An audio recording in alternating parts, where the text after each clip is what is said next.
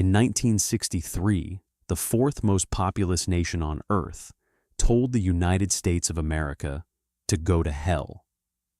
Not metaphorically, those were the exact words, shouted repeatedly by a president who had just thrown back $1 billion in American aid and replaced it with an equal sum in Soviet weapons.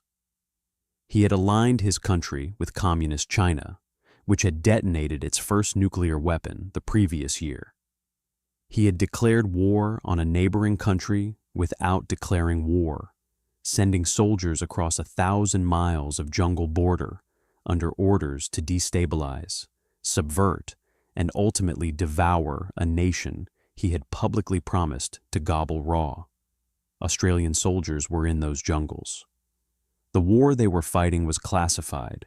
It would remain classified for years. 23 of them would not come home. Before we go any further, have you ever heard of this war? Tell us in the comments, because what you are about to discover raises a question that military historians have been asking for 60 years. How did one of the most professionally executed, strategically consequential, and geopolitically significant conflicts of the Cold War vanish almost completely from public memory?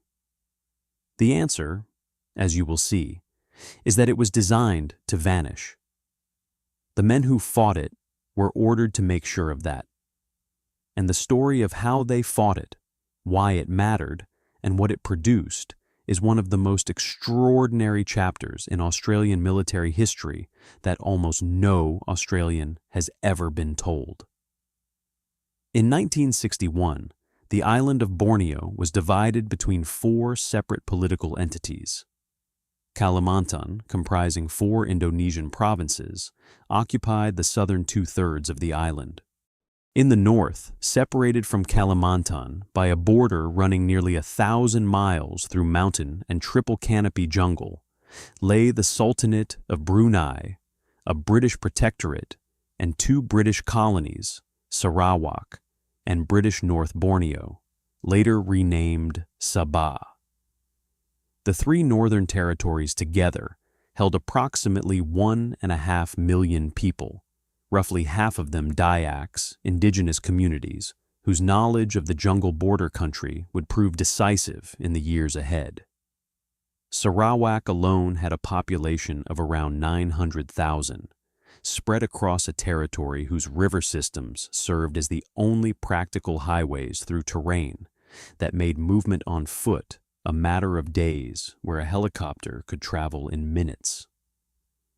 The mountains that ran along the interior of the island, separating Indonesian Kalimantan from the British territories to the north, were not simply an obstacle. They were a strategic reality that would shape everything about how the coming conflict was fought, by both sides, for more than 3 years. Britain had been the colonial power across this northern region for generations, and in the early 1960s, it was pursuing a solution to the problem of what to do with its remaining Southeast Asian territories as the era of formal empire drew to its close. The proposal was federation. Malaya had achieved independence in 1957 under Prime Minister Tunku Abdul Rahman, whose government supported the federation concept enthusiastically and whose cooperation was essential to making it work. The plan called for combining Malaya, Singapore, Sarawak, and British North Borneo into a new Federation of Malaysia, a structure designed to transfer British influence without formally retaining it, to create a viable non-communist state that could anchor regional stability in a period when every government in Southeast Asia was navigating the pressure applied by Cold War superpowers competing for influence across the decolonizing world. Indonesia's response to this plan would trigger a conflict that came closer to world war than almost anyone outside a small circle of governments knew at the time. The Cold War had arrived in Southeast Asia with particular intensity by the early 1960s. The Soviet Union was providing more military aid to Indonesia than to any other non-communist country, a level of support equaled globally only by Soviet aid to Cuba. China had detonated its first nuclear device in October of 1964 and was pursuing regional influence with the aggressive confidence of a newly nuclear-armed power. Vietnam was beginning its descent into the conflict that would consume American attention and resources for the next decade, drawing the world's eyes away from the smaller war that was simultaneously taking shape on the island of Borneo. And in Jakarta, a charismatic nationalist president named Sukarno was presiding over a country of approximately 100 million people while attempting to balance the Indonesian army against the Indonesian Communist Party, sustain a personality cult that had renamed mountain peaks and cities after him, and position himself as the natural leader of the global non-aligned movement, all while his country's economy deteriorated toward catastrophe, and inflation consumed the savings and wages of ordinary Indonesians at a rate that had no precedent in peacetime. It was into this environment that the British proposed creating Malaysia. The man who would command British forces in northern Borneo when the crisis arrived was Major General Walter Collier Walker, born on a tea plantation in Cuttack, India, on the 11th of November, 1912. Walker had been educated at Blundell's School in Devon, commissioned into the Gurkha Rifles, and had commanded Gurkha units against the Japanese in Burma during the Second World War, developing a fluency in jungle operations and small unit tactics that would define his military thinking for the rest of his career. He led successful campaigns against communist guerrillas in Malaya from 1949 to 1959, serving as commander of the 99th Gurkha Infantry Brigade Group through the final years of that conflict, applying the counterinsurgency principles that British forces had developed through hard experience across a decade of jungle fighting. Those principles, intelligence over firepower, population security over enemy destruction, patient patrol work over dramatic sweeps, were not abstractions when Walker brought them to Borneo. They were the product of a career defined by their application. By December of 1962, Walker had been appointed Commander British Forces Borneo, based on Labuan Island, reporting directly to the Commander-in-Chief Far East Forces in Singapore. His appointment came the day after the Brunei Revolt began. On the 8th of December, 1962, a politician named Azahari led an uprising in the tiny British protectorate of Brunei.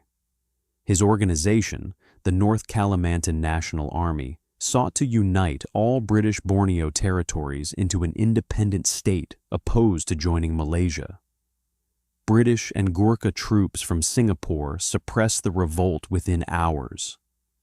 The Indonesian backing for Azahari was noted immediately, and Walker arrived to find a frontier nearly 1,000 miles long, defended by 5 infantry battalions.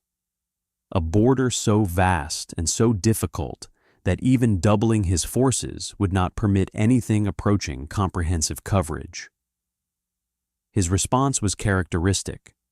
What could not be defended by numbers would be controlled by intelligence, and intelligence would come from the people who lived along the border, if those people could be given reason to provide it. Walker raised the border scouts from indigenous communities along the frontier, building on relationships that British Special Forces had been developing through Hearts and Minds work in the preceding months. He brought in a squadron from Britain's 22nd Special Air Service Regiment to conduct surveillance patrols, filling the gaps that infantry units could not cover. He placed great emphasis on helicopter mobility as the force multiplier that allowed rapid reinforcement of any point on a 1,000-mile front. Walker also moved quickly to assert control over air assets in his theater, insisting that aircraft tasking for operations in Borneo was managed by his headquarters rather than by the Royal Air Force's centralized command in Singapore. The argument reflected a principle that would define his entire campaign. A commander who could not control his own assets could not control his own battle space, and Walker intended to control both. While Walker was building his intelligence architecture, the Australian government was navigating a diplomatic position of extraordinary awkwardness. Australia wanted Malaysia to form without Indonesian opposition. It faced simultaneous pressure from Britain to commit forces in support of the Federation. It was mindful of its relationship with the United States, which supported Malaysian Federation, but worried that military action against Indonesia might push Sukarno further toward the communist powers that were already arming him. And it confronted a specific geographic vulnerability that no other Commonwealth ally shared: the long and poorly defended border between Indonesia and the Australian-administered territory of Papua and New Guinea. A frontier that Indonesian forces could cross with as little warning as they were demonstrating in Borneo. The Pacific Islands Regiment, an Australian army formation manned by native New Guineans and led by Australian officers and warrant officers, was expanded from 1 to 2 battalions in 1963 in direct response to the increased threat, and patrols along that border intensified throughout the period of the confrontation, placing considerable additional demands on Australia's already limited defense resources. The contrast between Australian and British interests was visible in Jakarta. When mobs attacked the Malayan embassy and burned down the British embassy following the announcement that Malaysia would proceed on the 16th of September, 1963, the Australian embassy was left untouched. Indonesia had recognized that Australian policy differed from the British position. The recognition bought Australia a degree of diplomatic space that it would spend carefully over the following 2 years, attempting to maintain back-channel communication with Jakarta while simultaneously preparing to deploy combat forces against Indonesian units in the Borneo jungle. On the 20th of January, 1963, Indonesia's Foreign Minister, Dr. Subandrio, announced that Indonesia would henceforth pursue a policy of konfrontasi, which translates as confrontation, toward Malaysia. The word was carefully chosen. Subandrio did not specify what confrontation required. It suggested a blend of political, economic, and military pressure designed to remain just below the threshold of formal war while achieving the outcomes that formal war might produce. Konfrontasi meant everything and committed to nothing. It was the most useful word in the diplomatic vocabulary of a government that wanted to wage war without appearing to wage war, and it gave Sukarno the flexibility to escalate or de-escalate as circumstances required without ever having to acknowledge that a fundamental policy shift had occurred. 3 months later, on the 12th of April, 1963, the first recorded infiltration of Indonesian forces into Malaysian territory occurred when a police station at Tebedu in Sarawak was attacked. The word having been spoken, the violence began. Throughout 1963, Indonesian incursions into Sarawak and North Borneo increased in frequency and scale.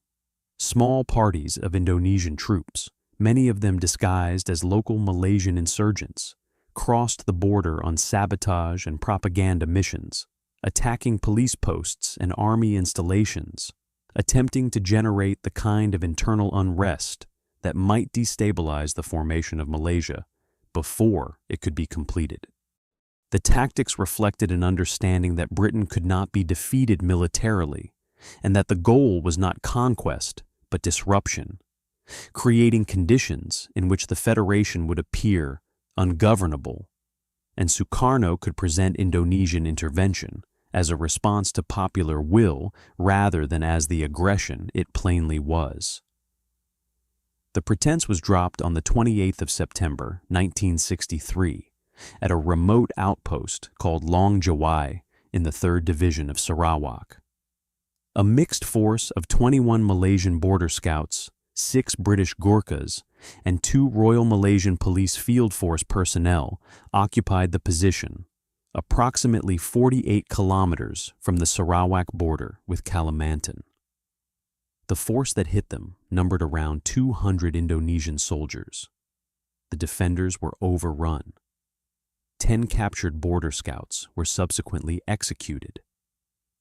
The massacre at Long Jawai was the moment at which the character of Indonesian intent became undeniable. Sukarno's volunteers were prepared to kill prisoners. The loss of the border scouts at Long Jawai also had a secondary consequence that Walker had not anticipated. The incident so badly damaged the credibility of the border scouts as a paramilitary force that their role had to be restructured entirely.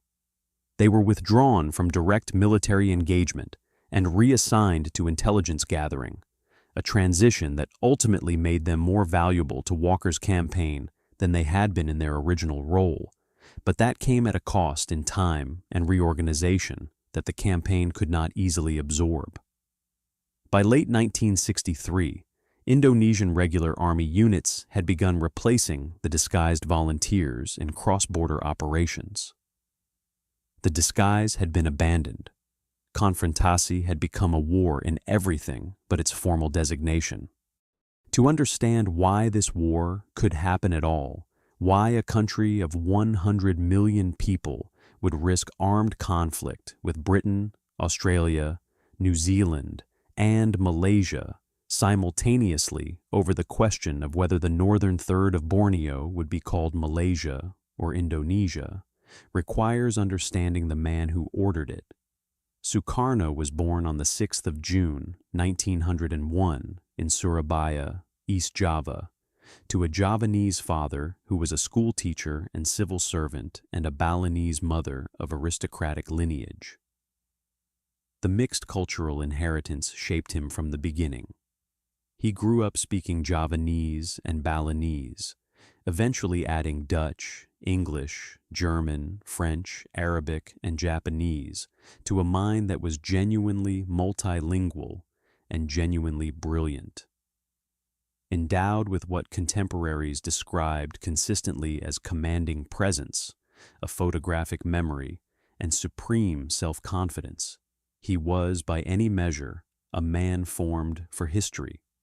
He spent his early political career being imprisoned and exiled by the Dutch for his nationalist activities.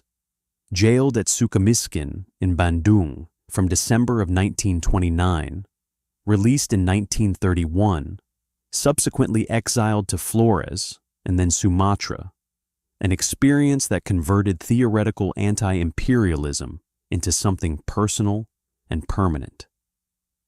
When the Japanese invaded the Indies in 1942, Sukarno made a decision that would haunt his reputation for the rest of his life.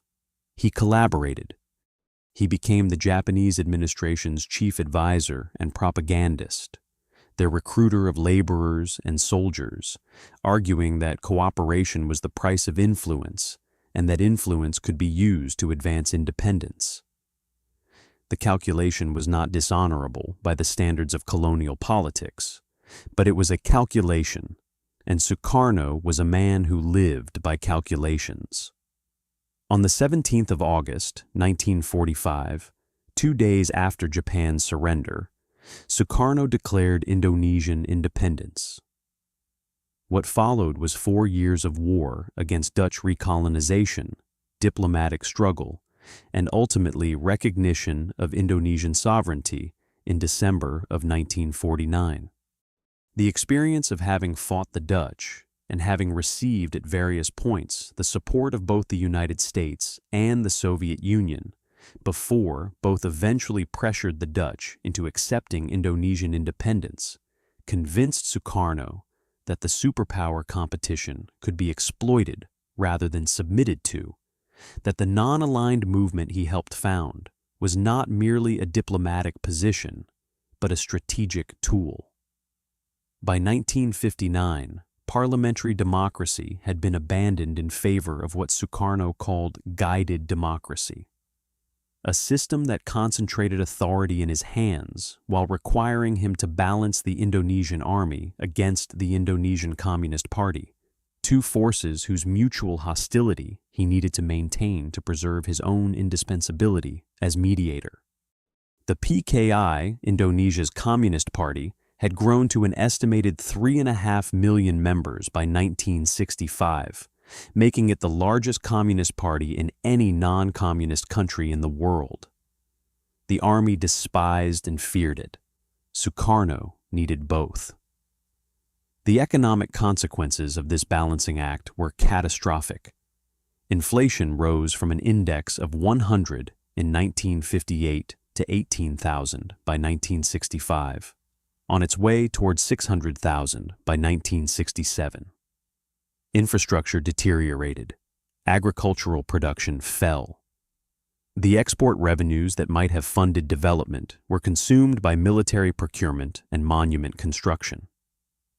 Sukarno, who viewed the economy as a distraction from the revolution, devoted his energy instead to accumulating Soviet military hardware, building stadiums and monuments for the 1962 Asian Games in Jakarta, and conducting a foreign policy of theatrical brinkmanship that positioned Indonesia as the natural leader of the world's newly independent nations, while the incomes of ordinary Indonesians collapsed around him.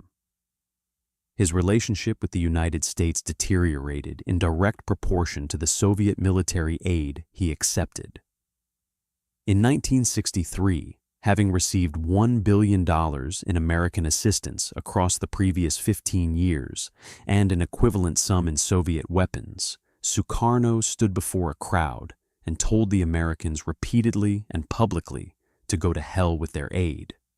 On the 20th of January, 1965, he withdrew Indonesia from the United Nations entirely because the United Nations had endorsed Malaysia's existence, a federation Sukarno had vowed publicly to crush as an imperialist plot of encirclement.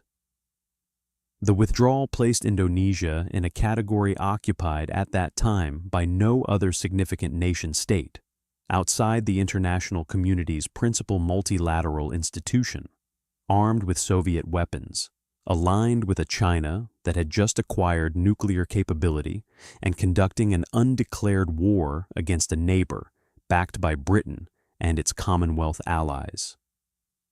The Cold War geometry of this situation was not lost on governments in Washington, London, and Canberra.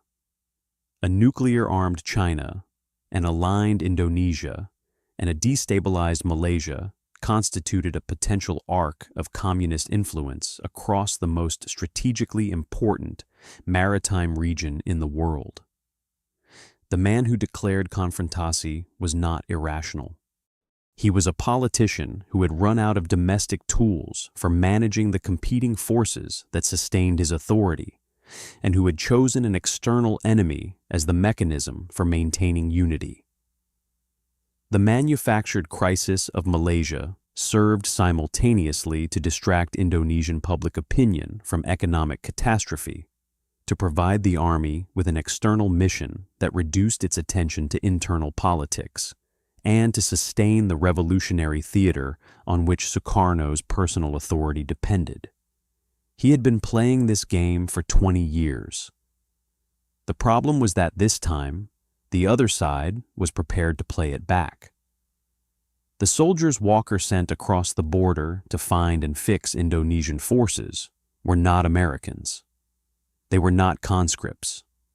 They were among the most carefully selected and rigorously trained soldiers in the world, and the force that would carry Australia's specific contribution to Konfrontasi had barely existed as a formal military unit before the conflict began. The Australian Special Air Service Regiment, known as the SASR, had been formed as the first SAS company on the 25th of July, 1957, under Major W. Gurkha, with a total strength of 180 men. The unit was modeled on Britain's 22nd SAS Regiment and was initially designated a parachute company of the Royal Australian Regiment, wearing a red beret and the Infantry Corps badge. It was redesignated a full regiment on the 20th of August, 1964, acquiring its 3 saber squadrons and the regimental structure that would define it through Vietnam and every subsequent deployment. The expansion occurred just 4 months before the regiment's operational debut overseas. There was no margin for institutional learning before combat. Borneo would be both the examination and the education, and the regiment would have to pass one while conducting the other. The first Australian SAS soldiers reached Brunei in February of 1965. First Squadron's initial patrols took place on the Malaysian side of the border and were deliberately modest in scope. Topographical surveys of tracks, rivers, and villages. Surveillance of known border crossing points. Shadowing of Indonesian infiltrators at distances that ensured observation without contact. The regiment arrived under orders to avoid engagement wherever possible. If an incident occurred, a shoot and scoot policy applied, meaning brief offensive action followed by rapid extraction before Indonesian forces could consolidate a response. The primary mission in those first weeks was not combat, but understanding, learning the ground, learning the population, learning the patterns of movement that would make everything else possible. The hearts and minds dimension of SASR operations in Borneo was not charity, and it was not sentiment. Walker had built his entire intelligence architecture on the principle that the people who lived along the border knew it better than any map and would share that knowledge with forces that treated them with respect and reciprocity. Medical treatment for villagers suffering from conditions that the jungle produced in abundance and modern medicine could address quickly. Food assistance during periods of shortage. Repairs to longhouses and community infrastructure. These were investments in the relationship that produced the intelligence network through which Claret operations would eventually flow. Iban and Dayak tribespeople who trusted Australian and British soldiers became the eyes and ears of the Commonwealth campaign along a frontier that no patrol schedule could comprehensively cover. The border country produced guides, trackers, and informers whose value to military operations exceeded that of any technological surveillance system then available.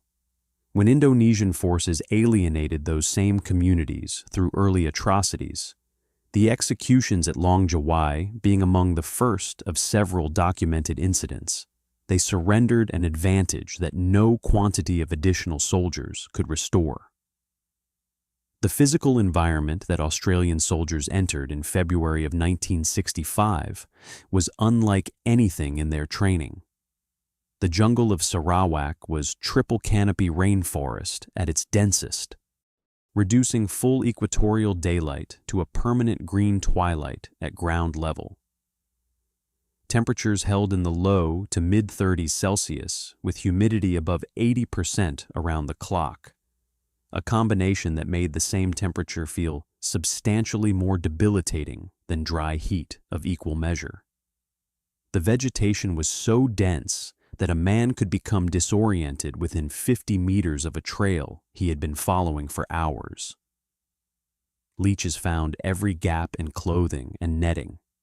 Minor cuts and abrasions became infected within days without treatment.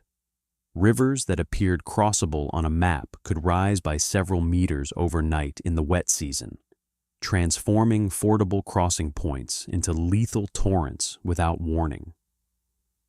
The Indonesian side of the border, where Claret patrols would eventually operate for weeks at a time without resupply, was further from any form of assistance than the distances on paper suggested. The regiment adapted to this environment through a combination of institutional methodology and individual experience, absorbing lessons from the British SAS squadrons that had been operating in Borneo since early 1963, incorporating techniques of ground reading and movement, borrowed from Aboriginal tracking practices developed in Australia over decades and refined in the Malayan emergency. A bent branch, a disturbed patch of leaf litter, the compression pattern in mud that indicated how recently a foot had pressed it, the freshness of cut vegetation along a trail, these were the texts that experienced operators read to reconstruct the movement of forces that left no other trace. In the triple-canopy jungle, where radio communication was unreliable and visual contact could be measured in meters rather than hundreds of meters, this knowledge was not supplementary to military effectiveness. It was the foundation of it. Communications in the Borneo jungle presented challenges that no equipment then available had been designed to solve. The only lightweight high-frequency radio set available to Australian patrols in the first half of 1965 was the A510, a unit that provided Morse code only with no voice capability. Operators who needed to communicate their positions, their intelligence, and their emergencies had to do so in dots and dashes across frequencies that the dense jungle terrain absorbed and distorted. The A77 Manpack set that replaced it in 1966 offered voice communication but arrived too late for 1st Squadron's tour. For the patrols that crossed into Kalimantan in May of 1965, the Morse key was the only link to the world outside the trees. In May of 1965, 1st Squadron began its first cross-border patrols under the codename that would eventually become synonymous with the entire secret campaign. The regiment was permitted to operate up to 20,000 yards inside Indonesian territory, further than any infantry unit, and further than the Australian government's public position admitted. The patrols of 4 men that entered Kalimantan in May of 1965 were operating in a country that Australia was not at war with, conducting reconnaissance and ambush missions against forces of a nation whose government Australia was simultaneously attempting to engage diplomatically. The contradiction was managed by the same mechanism that managed all contradictions in this conflict: deliberate, institutionalized, sworn secrecy. On the 2nd of June, 1965, Lance Corporal Paul Dennehy of 1st Squadron became the first member of the Australian SAS to die on overseas operations. He was gored by a wild elephant. The death was not the introduction to combat that a new regiment imagines for itself. It was, however, accurate to the character of Borneo operations in a way that no combat death would have been. A reminder that the jungle itself was an adversary with no interest in human military objectives.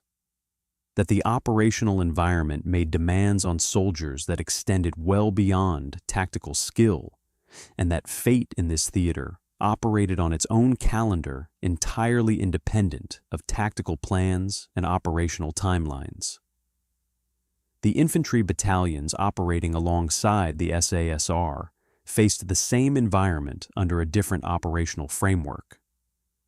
The 3rd Battalion, the Royal Australian Regiment, known as 3RAR, arrived at Bau in western Sarawak in March of 1965, relieving a Gurkha unit and assuming responsibility for a sector of the border that demanded continuous patrolling, careful intelligence management, and the kind of operational discipline that cross-border operations under Claret rules required. 3RAR operated from company bases in the Bau area, conducting patrols on both sides of the border, maintaining the ambush coverage of approach tracks that denied Indonesian forces the freedom of movement they needed to mount effective incursions into Malaysian territory. The battalion's 4 months in Borneo involved 4 major contacts with Indonesian units, engagements that were brief, violent, and inconclusive in the tactical sense that neither side could exploit a momentary advantage before the other withdrew, but cumulatively significant in the attrition they imposed on Indonesian operational capability. The casualties that cost 3RAR most, however, were not inflicted in firefights. 3 Australian soldiers were killed by Indonesian-laid landmines during the tour. The arithmetic of jungle warfare was often indifferent to tactical skill. A mine did not care how well trained the soldier who stepped on it was, and the unglamorous death it delivered bore no resemblance to the combat deaths that public commemoration of war typically imagines, or the official accounts of military action typically emphasize. The 102nd Field Battery deployed alongside 3 RAR between May and August of 1965, equipped with L5-pack howitzers that could be underslung beneath helicopters and repositioned rapidly across terrain that conventional artillery movement could not have managed in any reasonable time. The battery supported not only 3 RAR, but Gurkha units and British Guards and parachute regiments operating in adjacent sectors, and provided fire support for Claret operations in Indonesian territory from temporary positions established near the border. Its presence illustrated the combined arms character of Walker's campaign, the integration of reconnaissance, infantry, artillery, and special forces into a coordinated system that functioned in terrain where conventional military doctrine had almost nothing useful to say. 3 RAR was replaced by 4 RAR in April of 1966. The war was already changing by the time the new battalion deployed, for reasons that had nothing to do with the jungle. The Royal Australian Navy had been active in Malaysian waters since May of 1964, when the 6-ton-class minesweepers of the 16th Minesweeping Squadron arrived to monitor coastal approaches and intercept Indonesian infiltration parties moving by sea. The naval commitment illustrated an important reality about the geographic scope of Konfrontasi. This was not a jungle war confined to a remote border.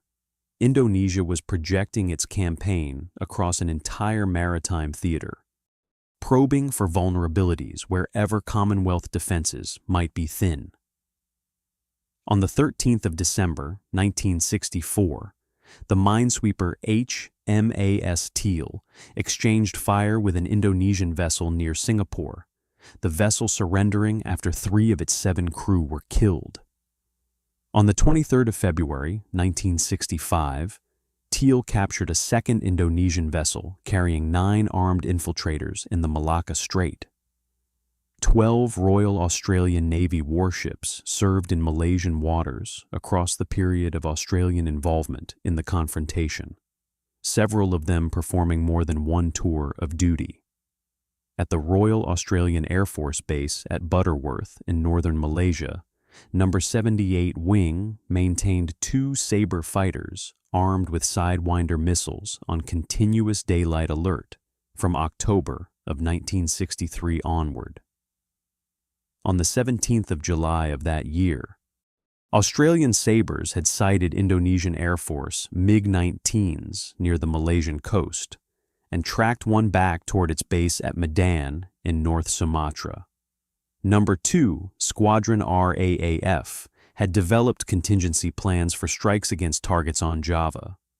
Australian pilots at Butterworth were practicing attack profiles against a country their government was simultaneously attempting to prevent the war from formally including. One miscalculation, one Indonesian pilot who pressed an intercept too far, one Australian controller who interpreted a radar return as hostile, could have transformed the secret jungle war into something that could not have been kept secret at all. The contingency planning documents existed. The targets had been selected. The aircraft were armed and on alert.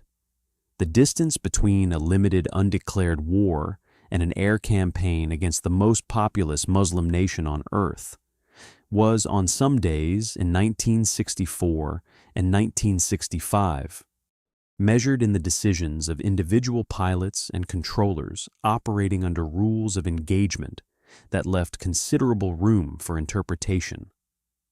The extent of Indonesian ambition became unmistakable on the 10th of March, 1965, when Indonesian Marines detonated a bomb in the McDonald House office building on Orchard Road in Singapore. 3 civilians were killed and 33 were wounded. The attack was not a military operation against a military target. It was an act of terrorism against the civilian population of a city that Indonesia had no territorial claim over, conducted by agents of a government that continued to insist its policy was not war. The 2 Indonesian Marines responsible, named Usman and Harun, were subsequently captured, tried, convicted, and executed by Singapore in 1968. Indonesia later declared them National Heroes of the Republic, a designation their government maintained for decades. This was the context in which Operation Claret was conceived and executed. Walker had been arguing for the authority to conduct cross-border operations since the end of March of 1964. The Indonesian raids into East Malaysia had been escalating steadily through the year, and the purely defensive posture of patrolling the Malaysian side of the border had placed Commonwealth forces permanently reactive, responding to incursions that Indonesian forces planned and initiated at times and places of their choosing. Walker understood that the strategic initiative could not be recovered without taking it, without making the Kalimantan staging areas that supplied and launched the raids as dangerous for their occupants as Malaysian territory was for Indonesian infiltrators. The argument was both tactically sound and politically sensitive in a way that required careful management at every level of the command hierarchy. The authority he needed came in July of 1964, when the British government approved cross-border offensive operations to a depth of 5,000 yards by both special forces and infantry. Walker added conditions of his own design, 7 constraints that came to be known among participants as the Golden Rules. Penetration depth was to remain limited and was to be increased only with authorization from Walker's headquarters. Attacks were permitted only to thwart enemy offensive action, not as retribution for casualties already inflicted. Civilian casualties were never to be risked under any circumstances. No air support was permitted across the border. Soldiers wounded inside Indonesian territory had to be evacuated by foot until back across the border, except in the most extreme cases requiring Walker's personal authorization. Operations were to remain credibly deniable, and every participant was sworn to secrecy, an oath that many veterans would honor for years after returning home. The rules were not caution dressed up as doctrine. They were precision instruments designed for a specific strategic purpose. Walker's goal was to inflict costs on Indonesian operations in Kalimantan without providing Indonesia with grounds for diplomatic escalation or military retaliation at a higher level. If Indonesia could present evidence of British or Australian soldiers killing Indonesian civilians or conducting large-scale offensive operations deep inside Indonesian territory, Sukarno had a pretext for escalating to the kind of conventional military confrontation that Britain's stretched resources in the mid-1960s could not comfortably sustain. The Golden Rules maintained the pressure while denying Indonesia the evidence it would need to justify an escalation it could not actually afford. The doctrine was simultaneously a military strategy and a diplomatic instrument, and its success depended on the discipline of every individual soldier who operated under it. Claret operations followed a specific operational cycle that had been refined through experience before Australian forces arrived to participate in it. SAS reconnaissance patrols, typically 4 men, would cross into Kalimantan and operate for days or weeks, mapping Indonesian base camps, identifying staging areas, tracking movement patterns along the border trails that supplied cross-border raids. These patrols moved with the discipline that Borneo had taught since February. 100 to 500 meters a day, when operating near Indonesian positions. No fires, no unnecessary sound. Communication to base by Morse code on the Australian A510 radio set. The intelligence they accumulated flowed back to brigade headquarters, where it guided the placement of infantry units. Platoons and companies would then be inserted to ambush identified routes at times when pattern analysis suggested movement was most likely. Contact would be made, Indonesian casualties inflicted, and Commonwealth forces would withdraw before reinforcements could reach the contact point and transform a successful ambush into a sustained engagement that the Golden Rules would not permit. To a soldier lying in a monsoon-soaked ambush position on a Kalimantan trail, waiting for an enemy patrol that intelligence suggested but could not confirm, the experience had nothing of the cleanness that operational summaries implied. The rain that fell throughout Borneo's wet season did not distinguish between friend and enemy. The leeches did not observe the Golden Rules. The mud that accumulated in every fold of uniform and equipment over days of static waiting was indifferent to the political significance of the mission.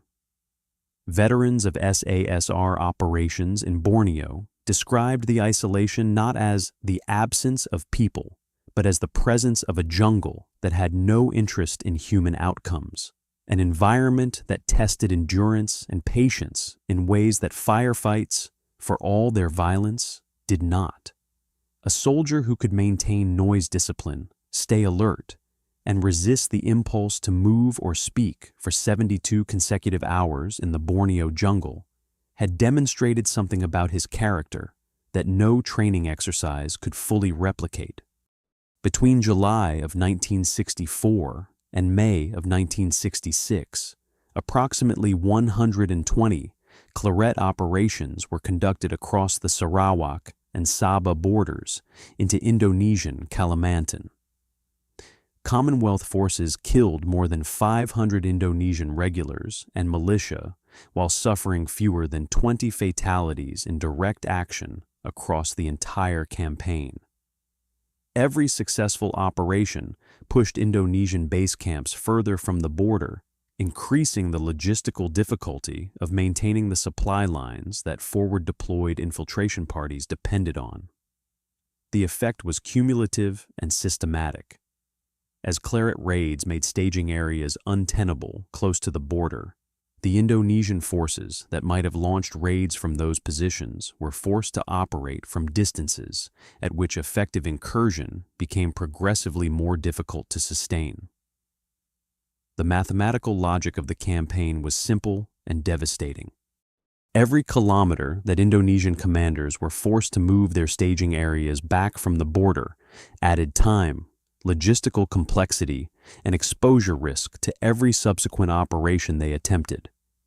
Indonesia kept quiet about what was happening to it in Kalimantan.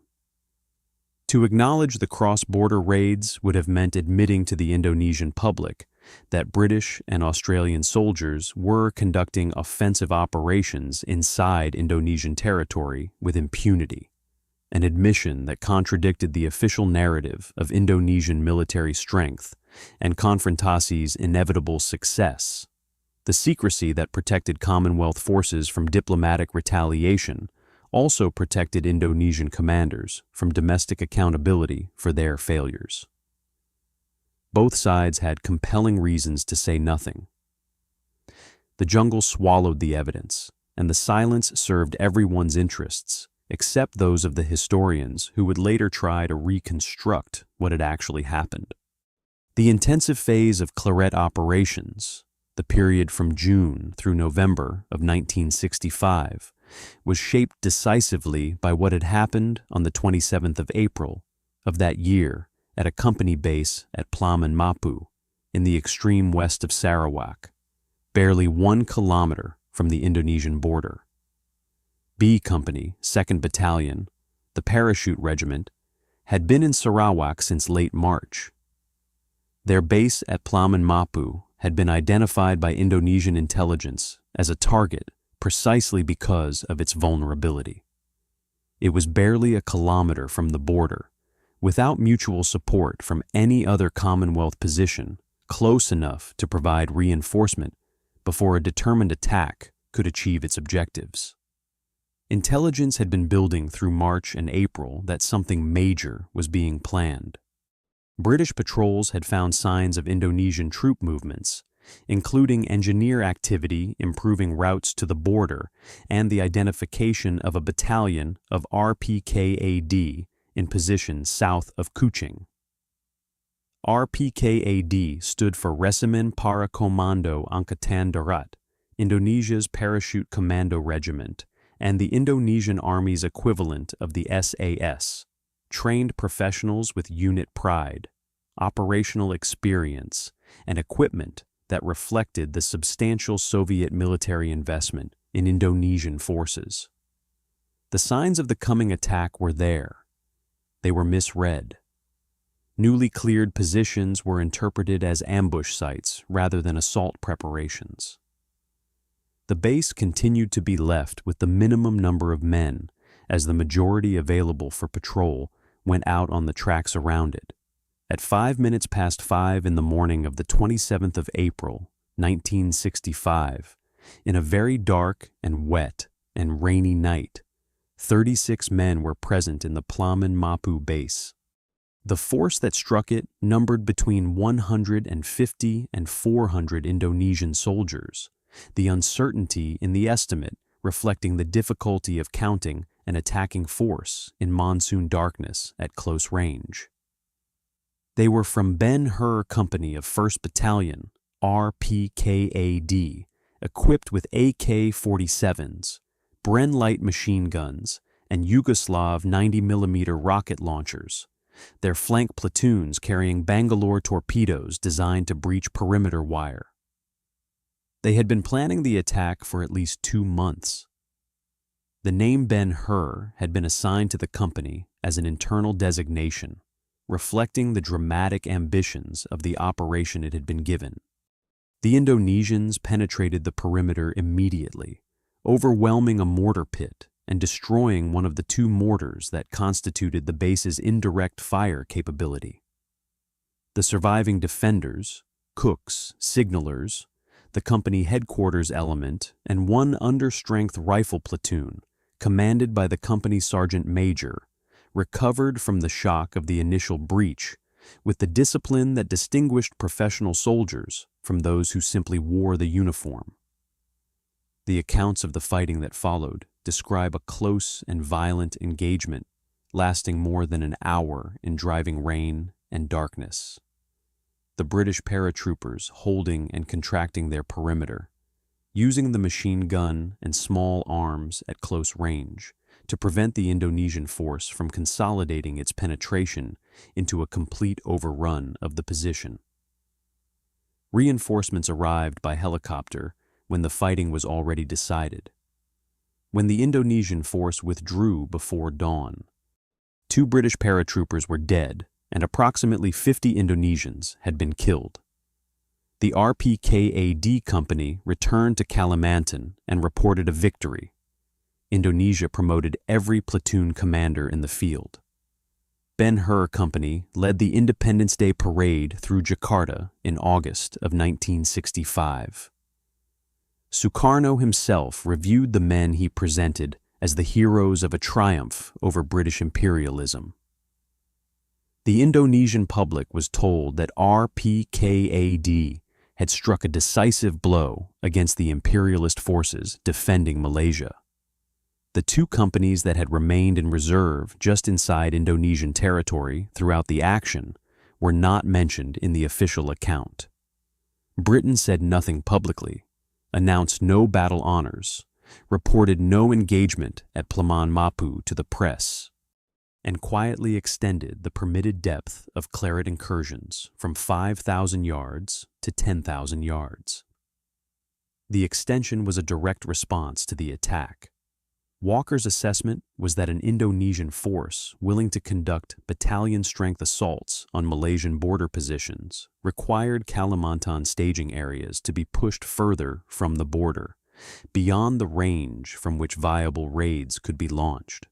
The decision to intensify cross-border operations after the worst single attack of the war was not recklessness. It was the logical application of a doctrine that had already been demonstrably working, applied with greater force in direct proportion to the enemy's demonstrated willingness to escalate. The battle at Plaman Mapu was the last major Indonesian effort to conduct operations at that scale in Sarawak. The RPKAD's failure to destroy a position held by 36 men, the most elite Indonesian unit available, pitted against a fraction of a British infantry company in an undermanned base on a rain-soaked night, demonstrated a truth that Claret operations had been establishing through months of attrition. The Commonwealth forces in Borneo were better soldiers, operating under better doctrine, supported by better intelligence, and willing to fight in conditions that consistently negated Indonesian numerical advantages. The strategic inflection point of the Borneo campaign had been reached. It had been reached quietly, without announcement, in a base that nobody outside the immediate operational theater had been told existed. The inflection point in Jakarta that ended Konfrontasi had nothing to do with the jungle. On the night of the 30th of September, 1965, a group of military conspirators in Jakarta killed 6 of Indonesia's most senior army generals. General Nasution, the army chief of staff, narrowly escaped through a garden wall as the killers entered his house, losing his young daughter in the assault. Within hours, Major General Sukarno, commanding the Army Strategic Reserve, had mobilized his forces and moved to take control of Jakarta's critical installations. By the following morning, Sukarno was effectively in command of the Indonesian military, and the political architecture that had sustained Konfrontasi for 2.5 years had begun to collapse. Blame for the coup attempt was attributed by Sukarno and the army to the Indonesian Communist Party. What followed was one of the largest mass killings of the 20th century, conducted over the final months of 1965 and into 1966 across Java, Bali, and Sumatra. Indonesian government estimates of those killed in the anti-communist purges have varied from 78,500 to 1 million, the range itself a measure of the opacity that has surrounded the event ever since. The PKI, 3.5 million members, the largest communist party in any non-communist country, was effectively destroyed within months. In the process, the domestic political logic that had sustained Konfrontasi collapsed entirely. Sukarno had balanced army against PK1 for years, using each to limit the ambitions of the other and preserving his own position as the indispensable mediator between them. That balance was now shattered. The PKI annihilated by the very army whose ambitions the party had been used to restrain. With the PKI gone, the army had no further use for a foreign adventure that was consuming resources, producing military defeats that could not be publicly acknowledged, and providing no domestic political benefit to the institution that now held effective power in Indonesia. From mid-1965, Indonesian intelligence officers had been maintaining quiet contacts with their Malaysian counterparts, beginning the back-channel process that would eventually produce a formal settlement. Formal negotiations opened in Bangkok in May of 1966. They proceeded with notable speed once Indonesia accepted the single, non-negotiable condition. Malaysia existed and would continue to exist. Both sides had compelling reasons for settlement. Indonesia needed to focus on economic reconstruction and political consolidation after the violence of the preceding months. Malaysia needed the conflict to end before its costs exceeded what a young federation could absorb. The Bangkok Peace Agreement was signed on the 11th of August, 1966. At the company bases around Bayu in Sarawak, Australian and Commonwealth forces ceased operations the following day. There was no ceremony. There was no parade. 4RAR cleaned its weapons, packed its equipment, and arranged transport back to Camp Terendak on the Malaysian peninsula, returning on the 30th of August, 1966, having suffered 5 fatalities during its tour in Borneo, one of them killed in direct combat with Indonesian forces. The war ended as it had been fought, quietly, without announcement, and with the minimum of drama that the situation required. 23 Australians had died in a war that the Australian public had been told very little about while it was happening. The secrecy that had made Konfrontasi's most effective tactics possible produced, as its inevitable consequence, a war that entered almost no one's memory except those who had fought it. Because of the sensitivity of the cross-border operations, which remained classified at the time and for years afterward, Konfrontasi received almost no coverage in the Australian press during the conflict. The veterans who returned came home to families who could not be told what they had done or where they had been. Men who had operated inside a foreign country on missions that officially had not occurred, who had killed soldiers of a nation Australia was not at war with, who had carried classified knowledge in their heads with no permitted means of discharge. When the classification eventually expired, the public had moved on. Vietnam was the war that Australians remembered from that era. Vietnam was the war that had been visible, that had generated protests and political debates, and the kind of sustained public attention that writes conflicts into national memory. The Borneo veterans came home and said nothing because they had been ordered to say nothing, and when the order eventually expired, the audience had found other subjects. The academic understanding of the conflict reflected the same problem. Dr. J.A.C. Mackey's 1974 study, the most authoritative early analysis of Konfrontasi available to scholars, concluded that a military stalemate had persisted from 1964 until the end of the conflict. The conclusion was not unreasonable, given what Mackey had access to. It was simply wrong. Mackey wrote that Kalimantan had remained inviolate to British-led security forces throughout the war, that Commonwealth operations had been confined to the Malaysian side of the border and had never penetrated into Indonesian territory. He was unaware that Claret operations had been ongoing for nearly 2 years, that more than 500 Indonesian soldiers had been killed inside their own territory by Commonwealth forces, and that the military campaign had been anything but a stalemate. The secrecy that made Claret operationally successful had also made it historiographically invisible, producing a scholarly record that reflected the official silence rather than the operational reality.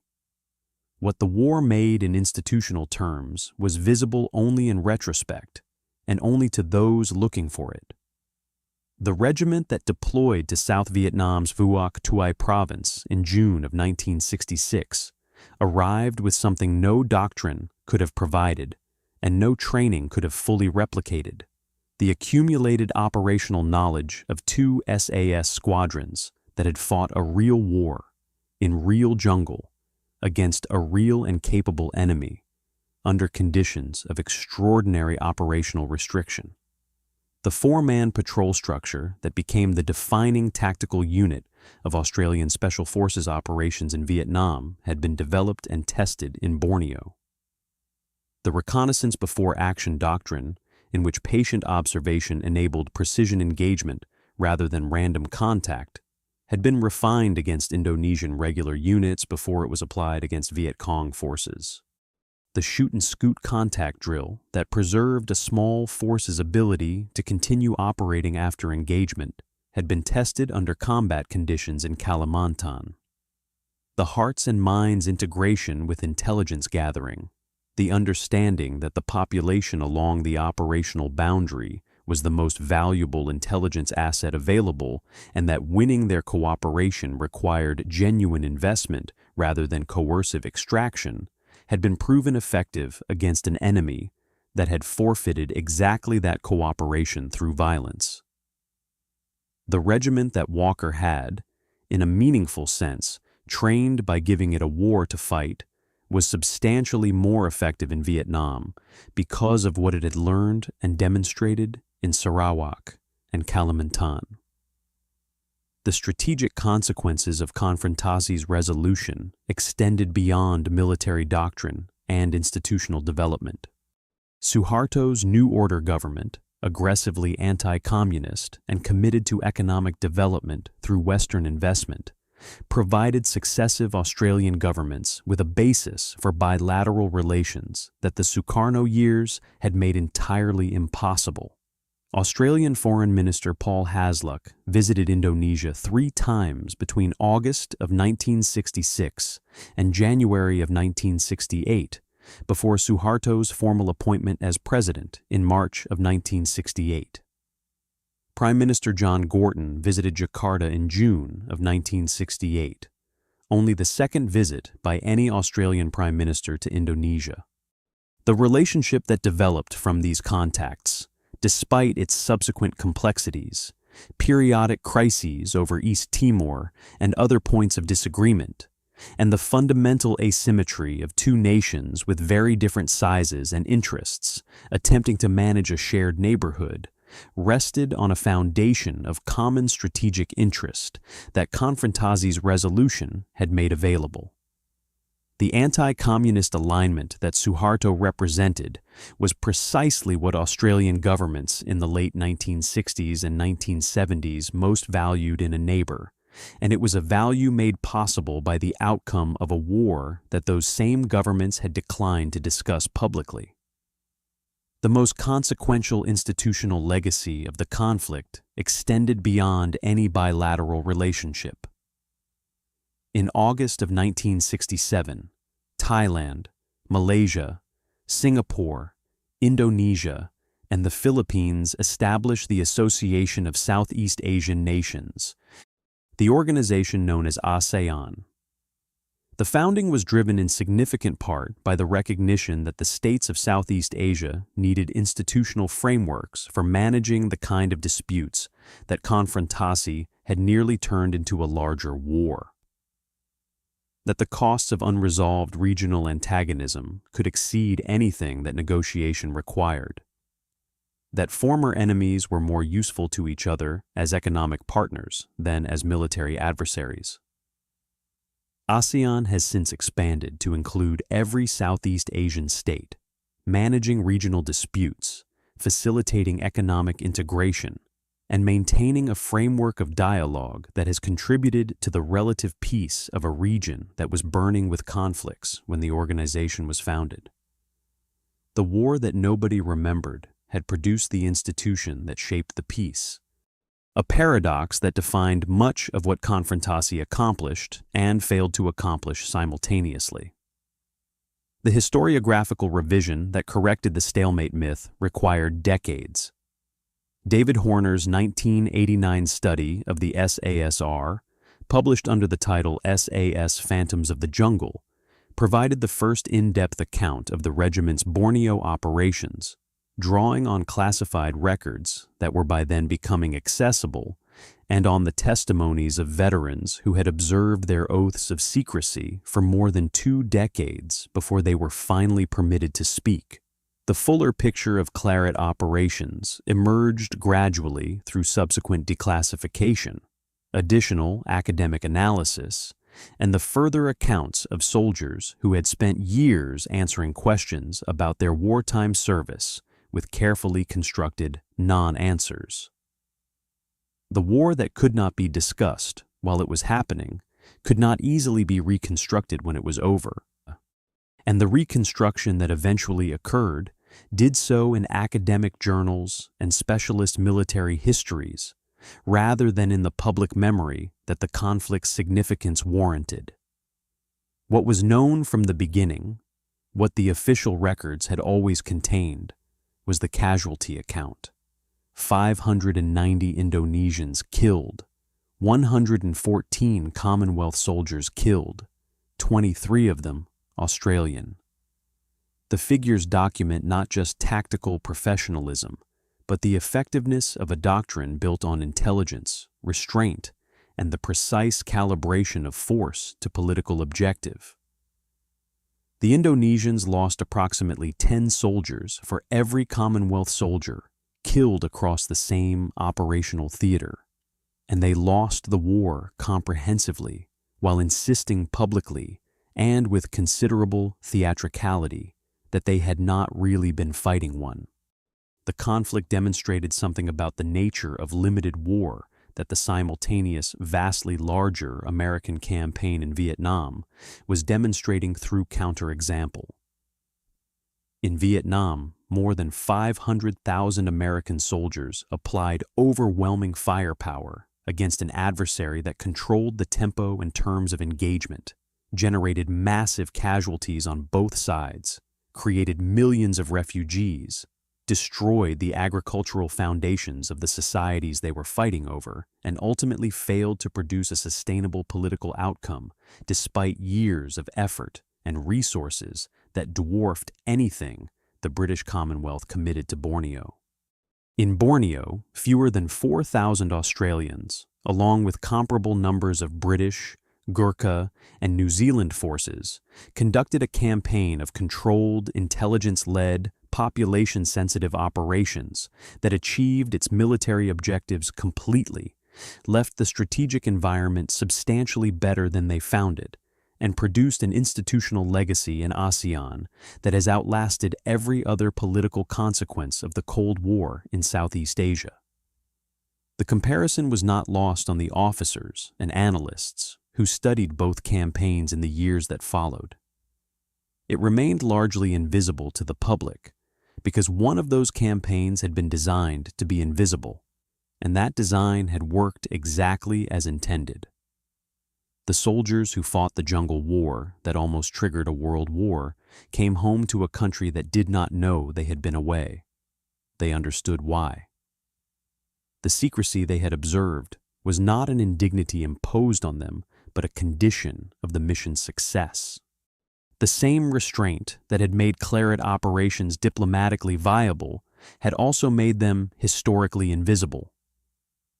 A war fought below the threshold of public acknowledgement cannot be commemorated above it, and the 23 Australians whose names appear on the Indonesian Confrontation Memorial were professionals who understood that their job was to accomplish the mission, not to be remembered for accomplishing it. The broader lesson of Konfrontasi reaches beyond tactics or doctrine, though both repay careful study by anyone interested in how military force achieves durable political results, rather than tactical victories that dissolve when the soldiers leave. The Commonwealth forces in Borneo won because they fought a war appropriate to the political problem they were solving, not the war that would have been most visible or most satisfying to fight. They controlled the connection between Indonesian forces and their operational objectives, rather than attempting to destroy those forces in conditions that favored the enemy. They built genuine relationships with the people along the border, rather than treating them as passive terrain or potential threats. They accepted operational constraints that would have seemed intolerable to commanders oriented toward decisive engagement and measurable firepower results, and those constraints proved to be the source of their strategic effectiveness, rather than a limitation on it. What was accomplished in the jungles of Sarawak and Kalimantan between 1963 and 1966 shaped the architecture of Southeast Asian peace for the next 6 decades. The war that made ASEAN possible was the war that almost no one has heard of. The soldiers who won it were the ones who kept quiet about having fought it. And the jungle, as it always does with secrets that are properly buried, kept its own counsel entirely.